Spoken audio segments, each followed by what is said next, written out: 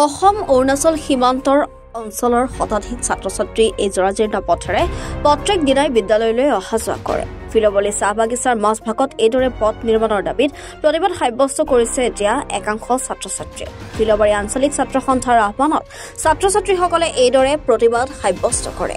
ডিগবৈ সমষ্টিৰ বিধায়ক সুৰেন ফুকনে পথছোৱা মেৰামতিৰ ক্ষেত্ৰত গুৰুত্ব নিদিয়াৰো অভিযোগ উত্থাপন হৈছে। শীঘ্ৰে এই পথৰ মেৰামতি কৰাৰ দাবী এইসকল প্ৰতিবাদকাৰী।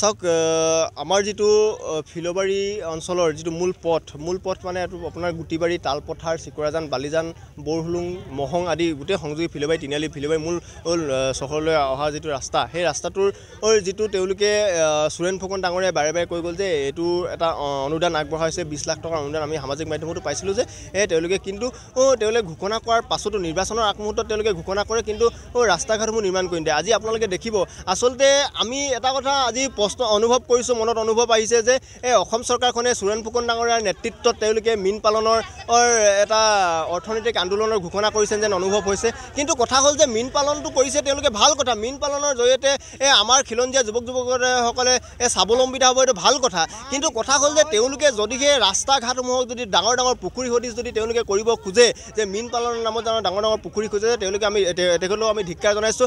আৰু তেখেতে সুৰেন ফুকন ডাঙৰীয়াই বাৰে বাৰে কৈ থাকে যে বুইডিং অঞ্চলৰ ফিলবাৰী অঞ্চলৰ আহিছে, 100 বাৰ আহিছোঁ, 200 বাৰ আহিছোঁ। বাদ দিয়ক, আপুনি 100 বাৰ আহিছে, 200 বাৰ আহিছে, 100 বাৰ আহোঁতে 200 বাৰ আহোঁতে কিন্তু এবাৰো আপোনাৰ এই বেয়া ৰাস্তাটো আপোনাৰ চকুত নপৰিলে। যদি চকুত পৰাৰ পাছতো আপুনি অকল ঘোষণাহে কৰিলে যে 20 লাখ টকাৰ অনুদান আগবঢ়াব, আৰু তাৰো 10 লাখ টকাৰ বিধায়কৰ পুঁজিলৈ অনুদান আগবঢ়াব লাগিব বুলি ঠিকাদাৰক জোৰ বুলি দাবী জনোৱা হ'ল। আচলতে এইটো ধিক্কাৰ জনাইছোঁ। সুৰেন ফুকন ডাঙৰীয়া অসম বিধানসভাৰ আটাইতকৈ কাম নাইকিয়া আৰু এলেহুৱা বিধায়ক হিচাপে প্ৰমাণিত হৈছে, জলপটপটকৈ ওলাই পৰিছে। তেখেতে কেৱল ৰাজনৈতিক মুনাফাৰ বাবে, অকল ৰাজনৈতিক অংকৰ বাবে তেওঁৰ ভোটৰ লালসাত বুইডিং অঞ্চল বা ফিলবাৰী অঞ্চলত আহে, আৰু আমাৰ ফিলবাৰী অঞ্চলটো বুইডিং অঞ্চলটো মাহিয়াই দৃষ্টিকোণে চাইছে। উন্নয়নৰ নামত টোপোলাস্বৰূপ তেওঁলোকে কোনো ধৰণৰ কাম নকৰে।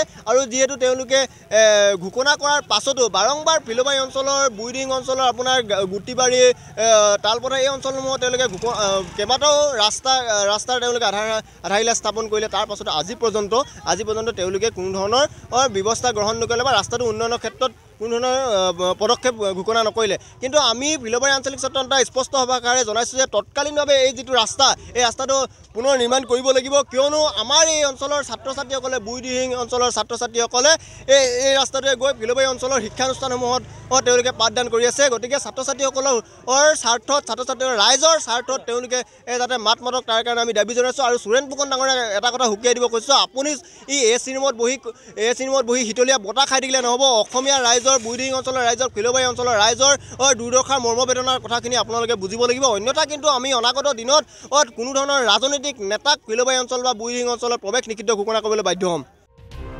ডুমডুমাৰ পৰা ৰঞ্জিত চেত্ৰীৰ ৰিপৰ্ট, এনি ভাৰত 24।